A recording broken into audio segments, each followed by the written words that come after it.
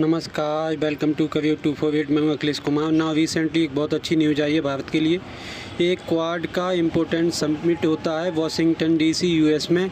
वहां पे जाते हैं जयशंकर साहब भारत को रिप्रेजेंट करने के लिए। ऑस्ट्रेलिया और जापान के विदेश मंत्री भी वहाँ पे जाते हैं और इस समिट में खुलकर पहलगाम आतंकवादी हमले की निंदा की जाती है। यहाँ पे आप देख पाओगे quad condemns Pahalgam terror attack. ये एक मेजर डेवलपमेंट है भारत के लिए, क्योंकि आपको याद होगा कुछ ही दिनों पहले जब चाइना में एससीओ का सबमिट हुआ था, शंघाई कोऑपरेशन ऑर्गेनाइजेशन का सबमिट हुआ था, उस सबमिट की फाइनल स्टेटमेंट चाइना और पाकिस्तान ने पहलगाम आतंकवादी हमले का मेंशन हटा दिया था और भारत ने इसके रिस्पॉन्स में एससीओ के सबमिट में फाइनल जो स्टेटमेंट थी उस पर साइन करने से ही ऑल टुगेदर मना कर दिया।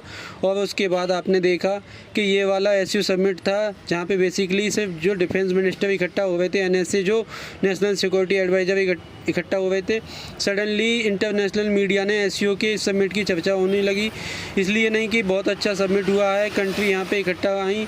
मेन हेडलाइन हर जगह यहाँ ये थी कि इंडिया ने एससीओ की फाइनल स्टेटमेंट को रिजेक्ट कर दिया।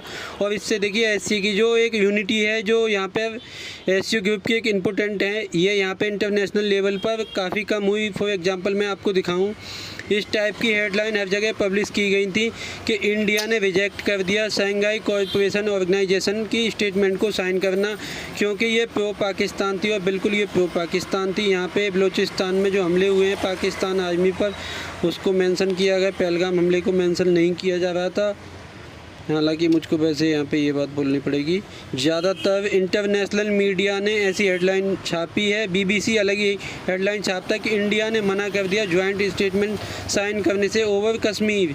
मतलब ऐसे लगता है कि कुछ कश्मीर को लेकर डिस्प्यूट हो गया है वगैरह। सीधा सीधा इनको लिखना चाहिए कि इनको आतंकवाद का इशू है, आतंकवाद को एक्नॉलेज नहीं किया जा रहा था। ये बात बाद में जयशंकर ने बोली कि हमने साइन इसलिए नहीं किया एससीओ का declaration because terrorism not acknowledge. और इंडिया में देखिए हमारी एक आदत है, हम खुश बहुत जल्दी हो जाते हैं, निराश भी बहुत जल्दी हो जाते हैं।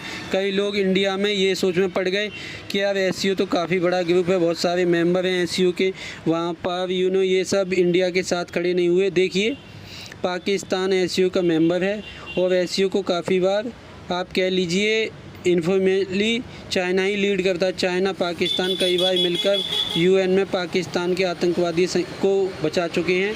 कोई नई बात नहीं, कोई सरप्राइज़ की बात नहीं कि भारत पे आतंकवादी हमला हुआ और पाकिस्तान ने जो पहलगाम का मेंशन है इसको रोक दिया और चाइना ने पाकिस्तान का सपोर्ट किया। रसिया काफ़ी हद तक यहाँ पे चुप रहा था। बाकी जो कंट्री हैं, अगेन किसी भी कंट्री को देख लीजिए, किसी का इंटरनेशनल लेवल पर ज़्यादा बड़ा स्ट्रक्चर है नहीं टर्म्स ऑफ इकोनॉमी या फिर किसी और कंटेक्स्ट में। Quad on the other hand अगर आप देखो यहाँ पे जापान आपको मिलेगा, यूएस मिलेगा, यूएस है, ऑस्ट्रेलिया है। ऑस्ट्रेलिया को अगर हम छोड़ दें तो इंडिया, यूएस और जापान, ये तीनों देश ही अगर आप देखो तो दुनिया में जो टॉप 5 इकोनॉमी है उनमें इनका नाम आता है।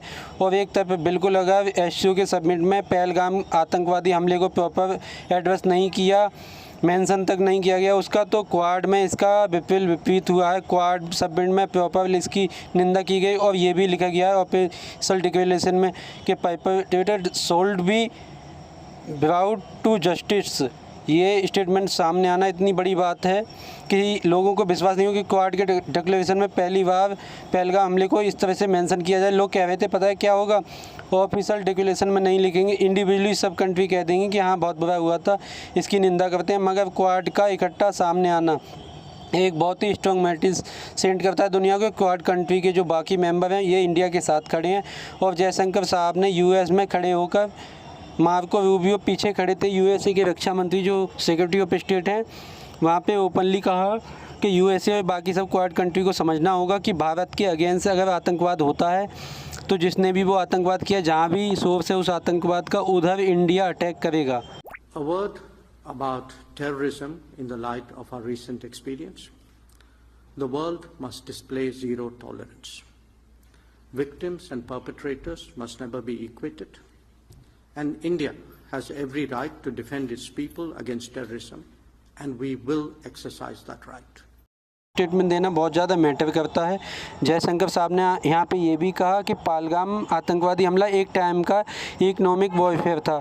आप अगर सोच के देखिए जिस तरीके से वो अटैक किया गया है, स्पेसिफिकली जम्मू कश्मीर का जो टूरिज्म सेक्टर है इसको डैमेज करने के लिए अटैक किया गया था, ताकि इंटरनेशनल छोड़िए नेशनल जो डोमेस्टिक ट्रेवलर हैं वो ना जाएं।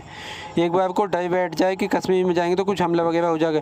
यहाँ पे आप देख पाओगे इट मतलब ये जो अटैक था, it meant to destroy which was the मेंटेन ऑफ द इकोनॉमी, मेंटेन जो पिलर है कश्मीर का जो इकोनॉमी उसको डैमेज करने के लिए ये अटैक किया गया था। फिर आगे इन्होंने ये भी कहा कोई सीक्रेट बात नहीं है कि पाकिस्तान में आतंकवाद के कैंप हैं, टेरर इंफ्रास्ट्रक्चर है पाकिस्तान में। India for no longer infrastructure is many where motivate those terror organisation.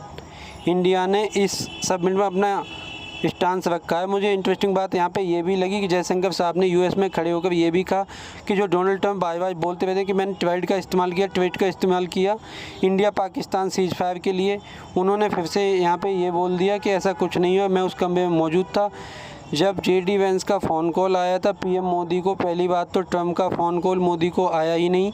During operation Sindoor JD Vance का फ़ोन कॉल आया, उसमें कहीं से भी कुछ ट्रेड को लेकर कोई बातचीत नहीं हुई थी। और इधर आप देख पाओगे article I was in the room, ये जो लाइन है इस पर बहुत सारे आर्टिकल पब्लिश हुए जहाँ पर जयशंकर साहब ने ओपनली रिजेक्ट किया है डोनाल्ड ट्रंप के सभी क्लेम्स को। देखो डोनाल्ड ट्रंप की एक्टिविटी यही है, वो कुछ बोलते हैं और दूसरा कंट्री उसको ओपनली रिजेक्ट करता है। और ट्रंप ये इतनी सारी बातों को लेकर अजीब सी स्टेटमेंट देते हैं ना कि हर जगह उनको फैक्ट चेक भी नहीं किया जाता। दूसरी बात ये भी है कि डोनाल्ड ट्रंप ने प्रेस कॉन्फ्रेंस में जो भी मीडिया उनकी आलोचना वगैरह करता था उसको हटा दिया है। जो भी जर्नलिस्ट अब ट्रंप से सवाल पूछते हैं तो उनकी वाइट हाउस में अलाउ भी किया जाता है उनको, वो काफ़ी हद तक ईजी सवाल ही पूछते हैं ट्रंप से।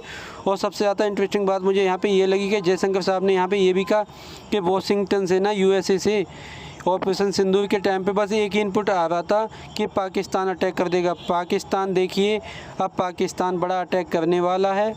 कई बार USA ने ये बात बोली, उसके बावजूद हमने पाकिस्तान के एयर बेसेस को अटैक किया, बहुत वहाँ पे हमला किया। और ये भी बहुत इम्पोर्टेंट स्टेटमेंट है कि we are now moving to a policy of no impunity. अब हम बिना इम्प्यूनिटी के आगे बढ़ेंगे, हम एक्सेप्ट नहीं करेंगे। टेररिस्ट प्रॉक्सी हैं और स्टेट का यहाँ पे कोई रोल नहीं कि पाकिस्तान की गवर्नमेंट का यहाँ पे कोई दोष नहीं है।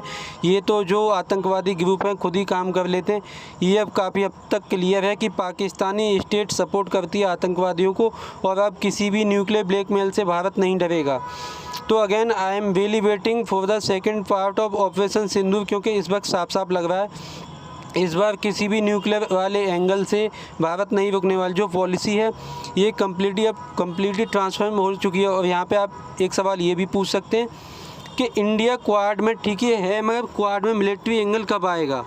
देखिए इसकी एक थोड़ी सी शुरुआत हो चुकी है। क्वाड नेशन ने पहली बार एग्री किया है कि एट सी ऑब्जर्वर हम मिशन लॉन्च करेंगे। इसमें जो कोस्ट गार्ड हैं, कुछ हद तक नेवी का भी यहाँ पे रोल होगा। ये मैं कहूँगा पहली बार है जब कुछ नेवल एंगल, कुछ थोड़ा बहुत मिलिट्री एंगल ऐड किया जाएगा क्वाड में। एक शुरुआत है। चाइना यहाँ पे भारत ने मैसेज सेंड कर दिया कि जो आपकी पॉलिसी आतंकवाद को संरक्षण देने की, अगर वही तो ठीक है, उसके रिस्पॉन्स में क्वाड में हम अपनी पार्टिसिपेट और ज़्यादा बढ़ाते रहेंगे। और यहाँ पे आप सोच रहे हैं कि बहुत बढ़िया है, क्वाड इज़ द फ्यूचर। इस बार जो क्वाड का सबमिट है 2025 में, ये भी भारत होस्ट करेगा। मोस्ट प्रॉब्ली लग रहा है कि डोनाल्ड ट्रंप इस सबमिट को अटेंड करने के लिए आएंगे। अगेन डोनाल्ड ट्रंप के बारे में कुछ 100% कह नहीं सकते, लास्ट मोमेंट पे मना भी कर दें। बट क्वाड की मजबूती को लेकर मैं अभी भी नर्वस हूँ। और नर्वस इसलिए नहीं हूँ कि इंडिया US के बीच में कुछ इशू हो जाएंगे। इंडिया की फॉरेन पॉलिसी बहुत फ्लेक्सिबल है। सबसे बड़ा इशू मुझे आज के समय ये लग रहा है कि डोनाल्ड ट्रंप ने US और जापान के रिलेशन बर्बाद करने। ट्रंप ने रिसेंटली जापान को धमकी दी है 35% टैरिफ की, और ये बिलियंस ऑफ डॉलर जापान से डिमांड कर रहे हैं मिलिट्री प्रोडक्शन के लिए।